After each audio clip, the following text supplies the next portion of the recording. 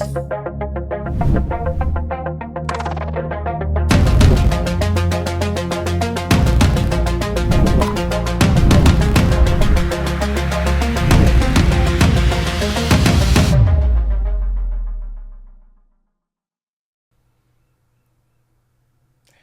everyone, David Mario Smith here, affectionately known as DMS to some in this industry.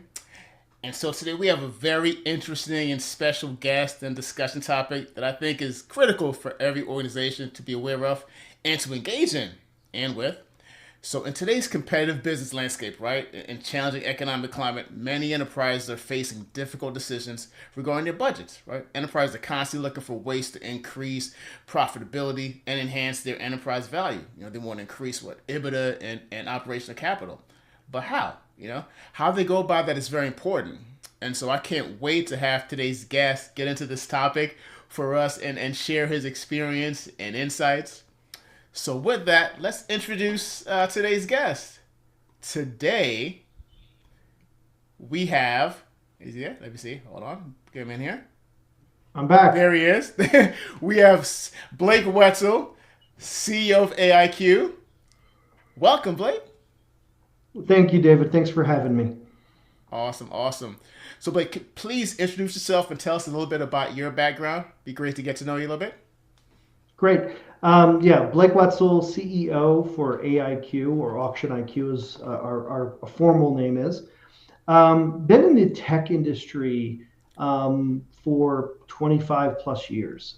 Spent a lot of time on the supplier side in lots of different roles. I was a divisional CFO, chief revenue officer, chief marketing officer, chief operating officer for a lot of different technology companies. And spent a lot of my career in a transformational side, helping organizations become more efficient. I was the person that they generally dropped in when an organization needed to take that next step to, its evolution. About a little bit over a year ago, I actually stepped in. I was offered an opportunity to come work for AIQ, and the reason it was such an interesting side was it was taking all the things that I did inside the enterprise when I worked in a company and bring that to multiple enterprises and help them achieve these goals on skills and resources that they might not have inside of their enterprise about driving profitability, EBITDA, earnings per share, figuring out how to control costs. So it's bringing a lifetime of skills sitting in the technology space to companies and being able to broadly help them actually achieve those results. Absolutely. And I was talking a little bit before about the challenges that the enterprises are facing right now in terms of increasing capital, EBITDA, and so forth. Can you expound even more on some of the challenges themselves and the services that AIQ is providing to help? Yeah, so let's talk about the challenges the enterprises are actually seeing right now. Yeah. So number one, with the tough economy, buying is slowing down, selling is slowing down, top line revenues are slowing. So with that, boards, shareholders, investors are saying, okay, let's shift a little bit from growth over to profit. And we see that both in the public markets and in the private equity space, privately held companies. So it's pretty ubiquitous across it. Even though the company still could be growing, they need to focus on their profit and how do you maintain that? Because you never know when that growth curve is going to slow. So that's number one issue. The number two issue is, in a lot of cases, it's directly impacted those businesses. So they're having to figure out how to optimize. They're having to figure out how to maintain their EBITDA results because that slow growth is actually turned into declining growth. And now you've got to figure out how I start focusing internally on my efficiencies and operations. And in a lot of cases, they don't have the skill sets to do that because they're so focused on the growth side. Yeah. The third thing we're seeing a lot is organizations are trying out to, especially capital intensive organizations, they need to go out and get money to fund this. Well, look at interest rates. Look at the bank happened in the banking world. Look at the financials. Access to capital just isn't there any longer. So with that being said, they're having to figure out how to self-fund those projects they want to do, whether it's new technology, new product development, or mainly just maintaining their infrastructure to keep it up so they can keep service levels up. Mm-hmm. And a lot of things is the outcome of that. Something that we really feel passionate about AIQ is it tends to result. A lot of the consulting world comes in and what they do is they cut people. And there's other ways to achieve these goals, these profit goals, these self-funding goals, without impacting the employee base. That is the hardest but the easiest thing for a finance organization to do, is to say, just take 10% of the employee base out. Well, that's not the right answer, because when you go back into the growth mode, you're going to have that skill set and that ingrained knowledge base. So those are the challenges that are being faced upon the enterprise. So AIQ, what we do is go in, and because most organizations have either procured their IT and IT adjacent, so all their infrastructure side, over many years, and they have skills in procurement. They could have a procurement team, but in a lot of cases, they're doing things in kind of a legacy way. They're looking at a direct procurement. And in a lot of cases, they're actually negotiating with the single provider. So what AIQ does, we have patents, we have patented processes, and we use reverse auctions, and we work with clients and we deliver an outcome to them. So we're not just telling them what to do, we're actually helping them do it and achieve the results. So they're getting a significant benefit to their EBITDA lines. In fact, we see generally between 2 to 10% as a percentage of EBITDA increase in our clients. Yeah. And even as you get to how much you're saving, you mentioned before, you are actually saving them from some pretty risky moves. Some of those draconian measures like layoffs, against some of that human piece of it, right? Where they're impacting culture negatively if they just be rash and do the easy thing. Yes, and that is, it seems like an easy thing until you actually see the people it impacts. And having it's been always around this time of the year, right? It's always this time of year. Can you imagine getting that notification that, hey, you don't have your job anymore right before the holidays?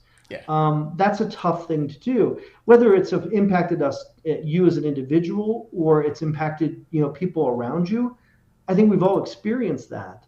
And the thing that I love about what we're doing at AIQ is there are other ways to solve the problem without having to do those draconian things. Yeah. And so you mentioned, you start talking about some of the savings stuff. I mean, what kind of savings are you seeing, from your experience? So AIQ has been around for 20 years, but most of the data I'll share with you today have been over the last decade. That's how we've been storing it. So lots of historical data. We've done over 1,000 projects for clients over the last 10 years.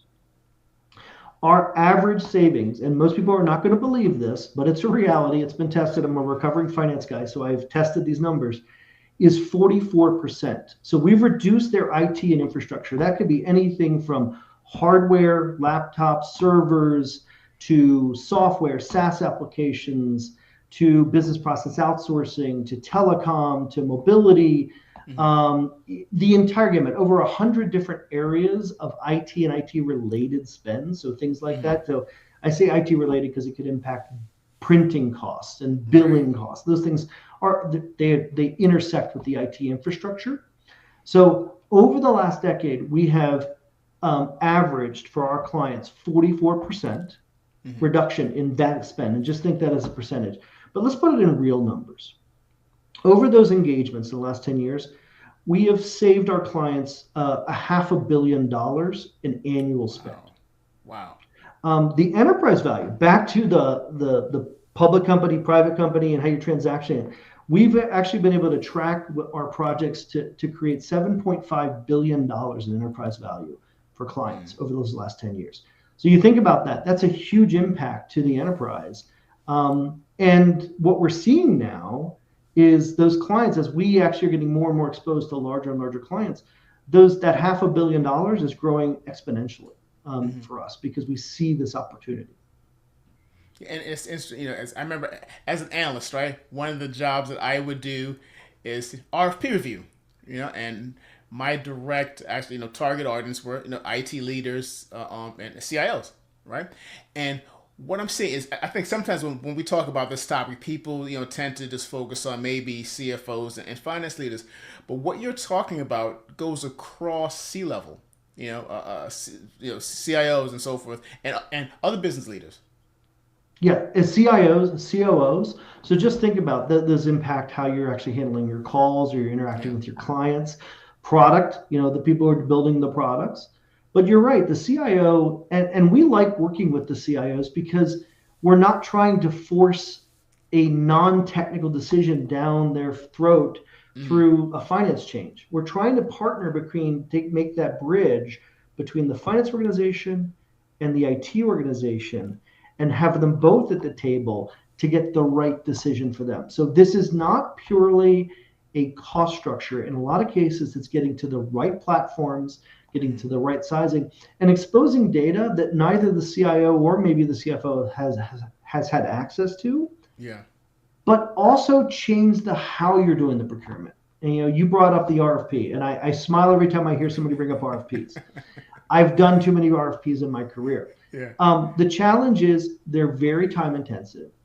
They include lawyers and people writing documents that are dozens, if not hundreds of pages long. But the evaluation of those are generally done with the individual supplier. So it's a one-on-one scenario. The thing that makes AIQ unique is once we've qualified, so we get rid of that RFP process. We have a very stringent documented process to qualify all the suppliers. But once the suppliers are qualified, before we even talk price, we make sure that they are qualified to actually do what the IT organization wants them to do. Then we bring all the suppliers together and they bid against each other live. And that's the unique thing. That creates a better outcome for the client. And the interesting thing is, it applies to the CIOs, and I like seeing this because a lot of CIOs will then go, well, hold it, I didn't think that supplier could compete at that level. Well, they do. And what we're able to do then is compare and stack rank those suppliers for the CIO so they can make the most informed decision. That's interesting, funny. And so it's a very different process from my old school, RFP review, trying to find cost savings, and so forth. So if you can sort of describe a little bit more these auctions and how they sort of differ from traditional practices. Yeah, so if you think of your traditional RFP process, you're going to go out and ask a number of suppliers to answer a bunch of questions that are in some long document that you actually done, and they go away for a couple weeks and they put their best guesses on that process. And then your teams have to interpret what they put into this long document. We change that entire process. What we do is we sit down and interview the technical team for our clients. We get all the questions. We recommend questions, but we take their questions, and not just technical, business, legal, financial. We have make sure the suppliers, we have a very exhaustive evaluation process for them. Then we, as AIQ, sits down on behalf of the client. We help them pick the community that they want to do that technical review with. So in effect, in a traditional way, who do you want to invite to the RFP? But we're not sending a document out. Our team sits down with the client, with the suppliers, and we walk them through the questions, and we make sure that they're responding to the questions. And then we work with the client, and we actually put a prioritization on all the questions they ask. So when it comes out of that, we say, oh, this supplier answered 80% favorable to all your questions. This one did 90 and this one did 60. The question is, do you want to invite the 60 to the auction? Yeah. Now, up to that point, we haven't talked price. And these RFP processes, you've got some price in there. So you've always got this battle in the technology sales side is, do I win on price? Do I win on value? Well, we are trying to level the playing field on value first and foremost. Got it. So we do that. Once that value, we could down select. We have examples. We've just sort of 17 providers, taking it down to 5. Here's the big difference then. Once that's done, we haven't not talked price yet with the client, with the suppliers.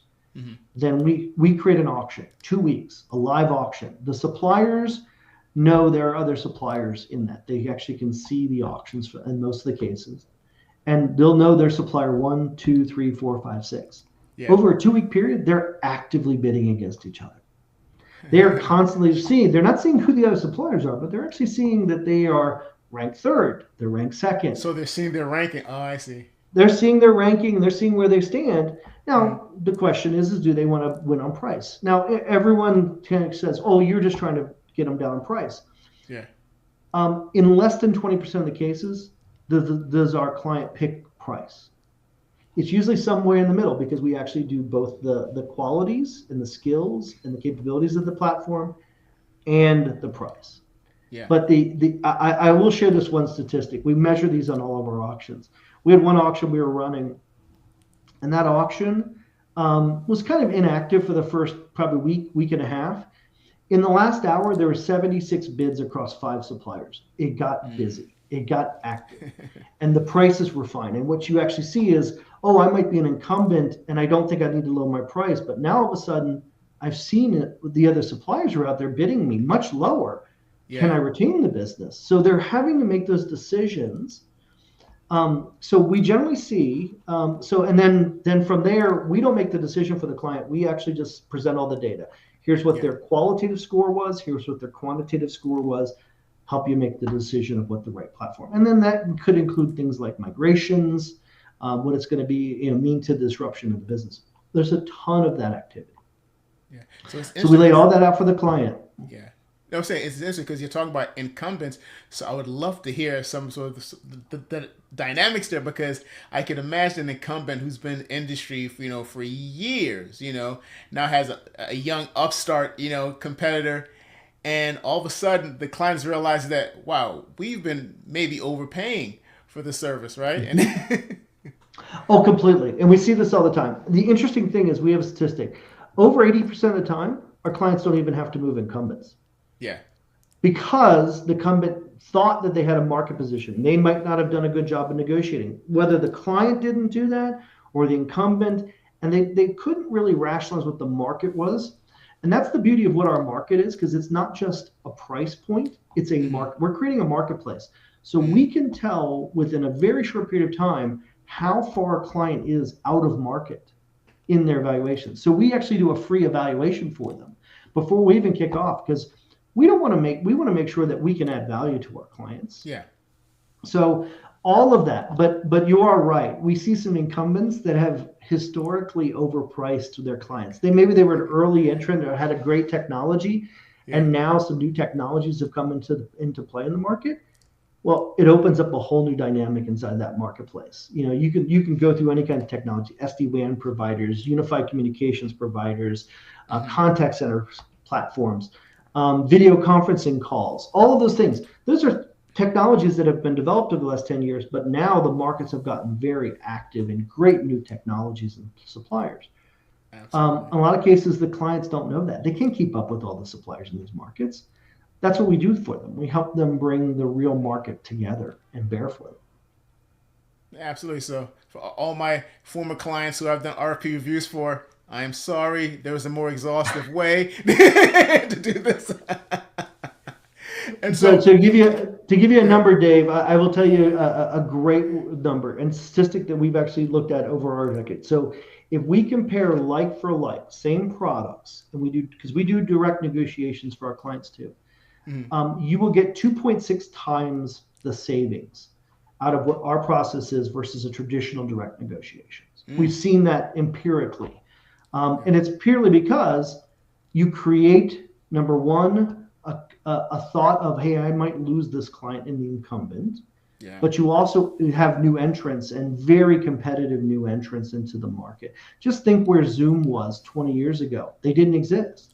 Yeah. And now they're there and they're a dominant player in the market. Well, if you didn't continually look at the market and the suppliers, you may never consider someone like Zoom in your enterprise platform. And right now, a lot of organizations use Zoom. So those entrants, those suppliers are changing constantly. So we just keep our eye and our pulse on that market every day. Yeah, and I gotta tell you, it's probably great for the suppliers too, because I remember you mentioned Zoom, doing SWOT analysis. I won't mention names, but for incumbent competitors, who are like, who are these guys? Let's break out a SWOT. What's happening out there, right? Because they were a little bit scared and concerned about this young upstart, right? And we saw what happened during the pandemic, with their meteoric rise. But you're right, it's helpful for these suppliers as well too, to really understand the market and customer needs. It is, and the other side of it is, if you look at it, if you're a new entrant, it's a great way, because if your services are up to snuff and are competitive in the market, we actually see this a lot. New entrants who are trying to attract, they love joining our auctions because it gets them exposure to clients, because they don't have the big marketing budgets to be able to go out there, or huge sales forces or brand recognition. And we've seen this. I've seen this in my first 7, 8 months here. Is we've run auctions where entrants that suppliers that I didn't even know existed are Yeah. very quality suppliers, and it opens the eyes to our clients on who's out in the market, and they've actually Yeah. makes them have some serious conversations of, I don't know who that supplier is, but they seem to be a good supplier. Maybe we should go do a trial with them. Yeah. And so the way your process is working, can nerd out just for a few seconds on some of the technology behind how that's happening with the data? Yeah. So first and foremost, it's the high level assessment. That's where you get into the mathematical algorithms that we actually have, because we run all these auctions, we store all this data. We know you pick any category that we've been running at. So a good example of that would be contact center. So we can tell you what's in the market, what the auctions, because we've done auctions over the last couple of weeks, a couple of months, and we can say, hold it, that's available. Yeah. We do that through complete mathematical and algorithmic analysis. That's why we can do a complete assessment. So all we need for our clients is to dump us their ERP, and we can come in with a 95% accuracy based on the data and what we're seeing in the market on the auctions we're running every day. So that's the first kind of mathematical algorithmic side of the intelligence that we can get to a pretty close representation. Then you get into some of the hard work, like the contracting and things like that. You got to look at everybody's contracts. But it's truly that evaluation process and building an exhausting list of what we call the IQ data set, where we actually sit down and evaluate all the criteria. We come in as a partner with our clients to define that. And then we build a model that actually creates a qualitative score. Is this supplier good to meet your needs as a business? So too often we find that out after we've implemented a provider that they actually didn't get all those things. Because we picked them because we saw them. So there's a mathematical and a huge data look at that kind of middle phase of qualifying the suppliers. But then the beautiful thing is watching and we've got histograms of all of our auctions, of watching the bidding activity. How frequent are they bidding? What's the stimulation? So it's really putting information and getting the do I have a good salesperson, or do I have a relationship with some supplier? We take that out. It's completely data driven. So we are a 100% data driven organization. So we nerd out on all the math, right? Does it tell you what it is? And that's why we get to numbers that our clients have a hard time believing are even feasible. So let's get to that. What are some of those human reactions from clients? What are the adjectives? I won't say the adjectives. Well, first of all, we created a tagline that says "unbelievable results delivered," because when you look at it on the surface, people are going, "You cannot get that. That is not feasible." Having been in the finance organization before I even took the job, I sat down with a bunch of CFOs that I've worked with over the years, and they're like, "There's no way you can get to those numbers. There's just no way." I will tell you, you can get to those numbers. We see it every day. We just finished an auction for a client, and we got them a 90% reduction on a piece of SaaS that they were buying. Yeah. Which is an insane 90, number. 90. So Wow. 90. Wow. So it's a pretty aggressive thing. Once again, it is understanding what's in the market and what the capabilities in the market are. So what we hear from them, some of the interesting dynamics are, we do tend to create some interesting discussions between the IT organization and a finance organization. So let's use the example of the 90%. Let's say our client got a 10% reduction from their incumbent, but then they had a new entrant, or actually in this case, it was actually a very established supplier who was going to give them a 90% reduction on a couple $1 million a year spend. The discussion between the CFO and the CIO have become very tangible about, should I be migrating? You look at that and go, okay, hold it. This is a completely different dialogue.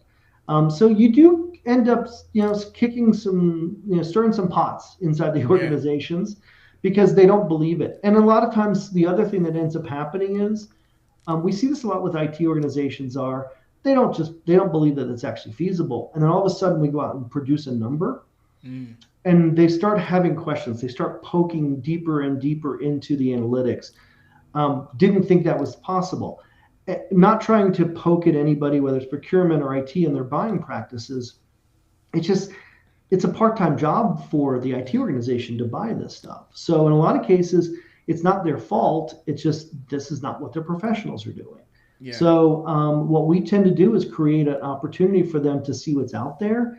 And we get a lot of, oh, I didn't think this supplier could actually meet these needs. So we do go that extra step for clients and say, here's the things that you probably will ask, like coverage map on mobility, or what's my break fix on hardware and things like that. Distribution models, fulfillment models.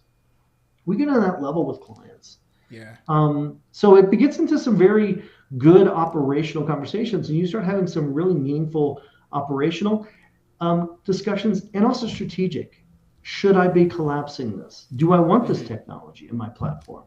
When's the right time? So we'll even do things like, maybe now's not the right time. Maybe we should renew with your incumbent for 12 months and then set up a transition plan in the next 2 years. Yeah. We actually work with clients on that to make sure that they're comfortable with that process. Yeah. So what's the typical, and maybe it's not typical, but sort of timeline for engagement, or does it vary depending on the industry? Yeah, no, it's a great question. The number one thing is engagement with us and the client. So once we get in an introduction, if all the client needs to do is they sign an NDA, because we want to make sure we're touching all their ERP data, we can give them a high-level assessment, this evaluation we do on all the algorithms and everything we've got historically. We can do that in 2 weeks. Okay. So we're sitting down with an enterprise, and we're not talking a single area. We're talking the entire enterprise, hundreds of millions of dollars of spend. We can do that in 2 weeks. Wow. We are 95% accurate on that. We've done studies. We watch this all the time. We're 95% accurate on what the market is compared to what they have. From then, if they want to proceed, we go under contract.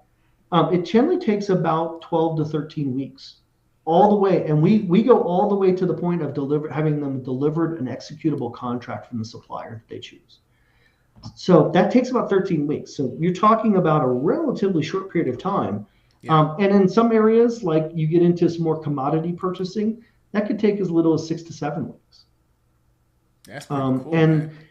In a lot of cases, like in those commodity things, let's use laptops as an example. The next laptop you buy will be at your new rate. So you're saving money like the day one. Our average payback for our clients is 130 days. Interesting. Okay. And that's on average? That's average across hundreds of engagements. Wow. And so without mentioning, clients and so forth, what sort of industries are you guys operating in now?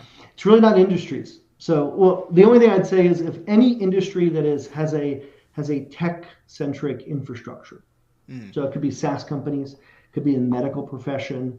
We've talked about media companies, any number of, oil and gas, healthcare, whatever. Financial services too. We're actually doing some work with some financial services companies. Yeah. So it's really not about that. Really, you have to look at what the size and the scale of the client.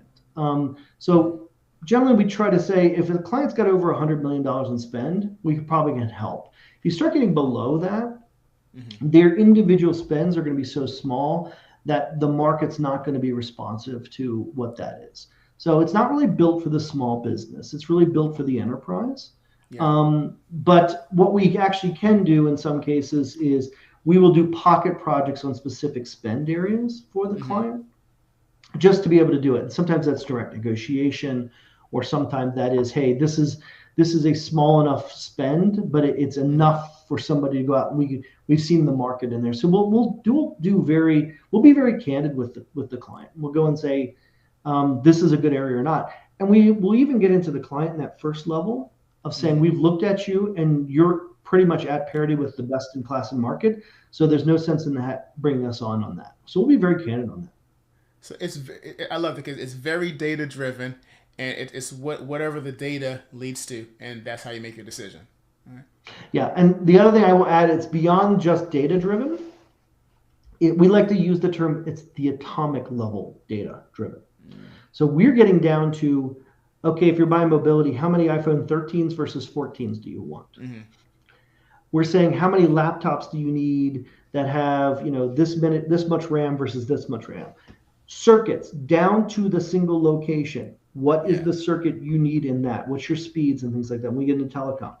So we go down to the atomic level. We're talking about subcomponents in what they're buying. Yeah. Um, and that's an interesting dynamic because a lot of our peers will go in and they'll do very broad brush evaluations. And that's why you end up getting, how do I get to the number? I have to go lay people off. We're doing very, very, atomic level analysis Yeah. because it does two things. Number one, it doesn't help our clients if they get in and they get an answer that's not going to be, and they put it in their budgets and they can't execute on it. We never want to see that happen. But the other side for us is because we are agnostic to the suppliers. Mm-hmm. We never want to mislead the suppliers either. We want to make sure that they understand exactly what they're getting into with their buyer. So it doesn't help us. We would destroy our relationship with the suppliers if we didn't give them the most accurate detail. So we Yeah. struggle. I shouldn't say struggle. We strive very actively to give them the best information Mm-hmm. to make it a fair, competitive market. That's great. And one thing in talking to Blake, I'll let the audience know, is Blake is very passionate about this, and so I'd like to ask you this question: what is your why? Like, why are you doing this? There's a couple things. Having been in corporate America, I worked for a company, and those who can look at my background, who struggled financially. And so I was tasked as a business to be the finance guy who had to go department to department to figure this stuff out. Mm-hmm. That's not a fun job. You're not a liked person coming out of that exercise. You get to tell people no a lot. Part of my why personally is I've been in that shoes of what I would say my ideal client is, and I didn't have any help. There was a small group of us, but we were a group of people on an island fighting an uphill battle when you had the rest of the business trying to do good things, but they didn't understand that the financial position was not there. Yeah. So if I can bring my skill sets and my team's skill sets to help enterprises succeed, that's a great thing. I will say one of the other whys that we actually have as an organization, and this is across the entire employee base at AIQ, we hate seeing announcements of layoffs. Mm. We hate seeing people lose their jobs and have to Yeah. go and make hard decisions as families. As humans, we don't want to see that ever. So if we can do anything to help avoid that and help a business continue to strive and be successful without having it negatively impact people that it shouldn't, Yeah. we kind of wake up. So that. The other thing is we take this kind of interesting pride. I also started off my career in Wall Street too. Before I went into the IT industry, I started off on Wall Street. I love seeing companies succeed financially. I love being able to say, hey, I had a slight impact in it. And our team does too. We actually had one of our employees make a t-shirt that said, wake up, brush your teeth, create enterprise value. That's all we do. And it's great when you actually see it. When we actually can go and draw a line for one of our clients and say, hey, that 10 cents increase in earnings per share was us. Awesome. Or that transaction value for the extra $50 million was us. We contributed to that. We don't get financial gain out of that, but we do get some personal pride out of it, knowing that we've added value. So I spent a long time, kind of being this operational person, this salesperson with a finance background. It's very hard for people to bridge that. And I get energized, my team gets energized. They get energized by the outcome. And interestingly enough, our clients do too. So just to give you another, being a data-driven organization, 80% of our clients come through either repeat customers or referrals. Mm. Because they come back. They come back because they know it is real. It will generate the outcomes you can. It will do it in a fair, balanced way versus a draconian walk in and cut these 50 people. Yeah. So we really take pride in that. We love leaving a client in a better condition than when we got in. And that's actually why, we haven't talked about how we get compensated. We get paid out of the benefit we create. Mm-hmm. So we actually just take a small percentage of whatever the client is actually getting of a benefit. We're not charging these massive astronomical fees up front to do this Yeah. evaluation. We want to create value, and we want to get paid for the value that we create. So that's why we've even put our compensation structure based off of how we generate value for our clients. Awesome. So come for the cost savings, stay for the long-term profitability and value. Yes. And by the way, we have a client we're just kicking off right now. It'll be the third time we're kicking it off for them because every 2 to 3 years they want us to back in, Yeah. look at it again. And we might not find anything the third time, but we probably do because the markets have changed. Or maybe they've grown, or maybe they've acquired somebody. But they actually bring us back time and time again, not just because of the outcomes we drive, because we do it in a non-disruptive way. We try to do it as a partnership inside the enterprise. And that's where you guys become a trusted advisor, and it's a relationship, right? And that Yes. goes a long way. And speaking of those layoffs, yeah, we just saw some interesting ones this week from people you and I both know, but Yeah, again, around Christmas, holiday, so it is. You hate to see it, and honestly, yeah, because I've worked in the industry so long, the other side of it is just personally. I've got a ton of yeah, people who are reaching out to me who've been laid off because of yeah, earnings are down and things like that, and they're personal friends, and they're asking me for guidance and help and looking, and I'm always willing to help them out. Whether they were a former team member of mine or a colleague or a friend. And I hate seeing it. It yeah, tears me apart as a human to do this. If I can do anything to avoid that across yeah, the business, across businesses, so people can keep their job. And these are good people. These are good, hardworking yeah. people that I've known that are getting negatively impacted. So you've got to go and try to see if you can do anything to help them. Absolutely, Blake. Thank you so much for bringing, I guess, the human aspect to this. In terms of enterprise value and profitability, because there's an employee engagement and experience piece about this that I think sometimes we let the dollar sign sort of get in the way of actually seeing. Yeah. The good thing is just in closing, we tend to, I search my entire career for the win-win. Yeah, And there is a win-win here. There doesn't have to be a loser. There's a absolutely. win-win. It's not a So zero sum game. Yeah, it is, and you can do this. And a lot of people will say, "Well, aren't you negatively impacted the suppliers that are buying?" Interestingly enough, a lot of our clients are those suppliers. They're the SaaS companies. They're the MSPs who are out there. They're coming to us too, going, yeah, "Okay, we understand what you're doing in the market. Can you help us too?" And that's a great thing. We would love to help those organizations awesome. because they're buying other things. And so we can just get to a point of equilibrium that everyone's can exist in a good manner. So Blake, where can people find you and AIQ? So they can find us on LinkedIn under Auction IQ or AIQ. Our website is www.aiq.co. And they can also just reach out to me personally through LinkedIn. I love to build my community up and help organizations. So you can look for me on LinkedIn, but we tend to exist in LinkedIn because that's where our professional communities are. Yeah. Awesome, Blake. Thanks so much for joining. I call this show In the Flow because my company's called Inflow Analysis, and I've always said that technology has to come down in the flow of how people work. In order and not be above flow or out of flow.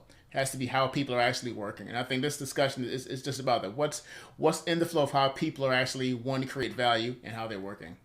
So thanks so Yeah. much for joining us. Thank you very much. Awesome. Thanks,